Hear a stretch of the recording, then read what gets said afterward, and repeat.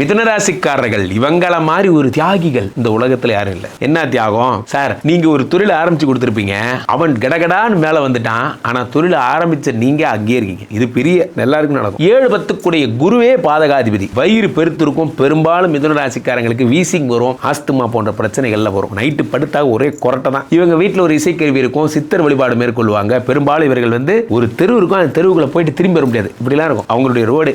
வீட்டுக்குள்ளேயே ஒரு தோட்டம் மாதிரி இருக்கும், அதுல அணில் சாப்பிடும். Lovable person. ஆனால் முதல் திருமணம் ப்ராப்ளம் ஆகும். நீங்க லவ் பண்ற பொண்ணே உங்களுக்கு எதிரியாவா. இதுல ஆபீஸ்ல ஒர்க் பண்ற பொண்ணு தான் உங்களுக்கு லவ் பண்ணி கல்யாணம் பண்ற மாதிரி ஆகும். தயவு செஞ்சு அதனாலேயே உங்க வேலையும் போயிடும். ஆபீஸ்ல லவ் பண்றமா அடக்கமா இருக்கணும். ஆபீஸ்ல இருக்கிற யாருக்கும் தெரியாம லவ் பண்ணா நல்லது. அல்லது பெரும்பாலும் ஆபீஸ்ல வர்ற லவ் ஏத்துக்காதீங்க, அது உங்களுக்கு ப்ராப்ளம் ஆகும். 2வது திருமணம் தான் செட் ஆகும்னு நான் சொல்லல, விதி சொல்லுது. அப்ப நீங்க என்ன செய்யணும்? அப்ப நான் ஆபீஸ்ல பண்ற பொண்ணை லவ் பண்ணிட்டேனே, இப்ப என்ன செய்யறது? கான்டாக்ட் பண்ணுங்க, என்னிடத்தில் வாருங்கள். அதுக்கு எல்லாத்துக்கும் ப்ராப்ளம் ஒன்று இருந்தால் மெடிசன் ஒன்று இருக்கும்ல, சொல்ற தொடர்பு கொள்ளுங்கள். காத்திருக்கிறேன்.